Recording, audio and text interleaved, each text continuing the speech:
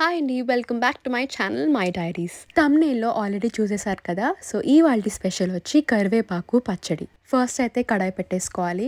Cooking వీడియోస్‌లో అందరూ చెప్పే ఫస్ట్ స్టెప్ ఇది. బట్ ఎలాంటి కడాయి చూస్ చేయాలో అనేది ఇంపార్టెంట్. నేనైతే ఇక్కడ థిక్ బాటమ్ ఉండే స్టీల్ ఫ్రైయింగ్ పాన్ వాడుతున్నాను. స్మార్ట్ బజార్‌లో ఇది నాకు లెస్ దాన్ 800కి వచ్చింది. ఫ్లేమ్ లోలో పెట్టేసుకొని ఒక 1 స్పూన్ ధనియాలు, 1 స్పూన్ మినపప్పు, 1 స్పూన్ పచ్చెనగపప్పు అండ్ 1 స్పూన్ జీలకర్ర వేసి బాగా ఫ్రై చేసుకోవాలి. ఓవర్‌గా ఫ్రై చేయకుండా జస్ట్ కలర్ మారితే చాలు. ఫ్రై చేసినవి పక్కన పెట్టేసుకొని సేమ్ కడాయిలో 2 గుప్పెళ్ళు వేరుశనగ పప్పు వేసి మళ్ళీ కలర్ మారేంత వరకు ఫ్రై చేసుకోవాలి.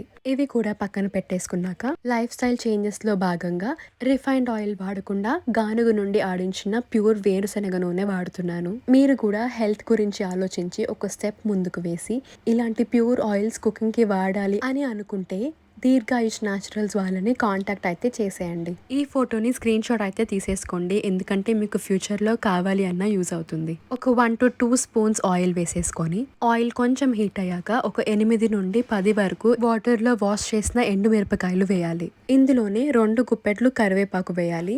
ఈ కరివేపాకు పసుపు అండ్ ఉప్పుతో బాగా వాష్ చేయాలి. ఫ్రెష్ గా ఉండే కరివేపాకుతో ఈ పచ్చడి చేస్తేనే రుచిగా ఉంటుంది. వేసుకున్న మిరపకాయలు అండ్ కరివేపాకు బాగా వేగాలి. చూపించిన విధంగా ఆలూ స్మాషర్తో చేస్తే మాత్రం చాలా ఈజీగా అండ్ చాలా తొందరగా ఫ్రై అయిపోతాయి.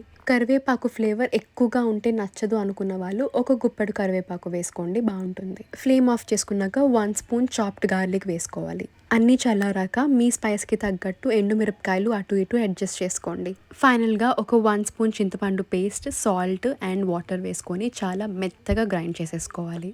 అండ్ మిక్సీ పట్టాక యాజ్ యూజువల్ నెక్స్ట్ స్టెప్ ఏంటంటే పోపు వేసేసుకోవాలి. అంతే, చాలా టేస్టీగా ఉండే కరివేపాకు పచ్చడి అయితే రెడీ అయిపోయింది.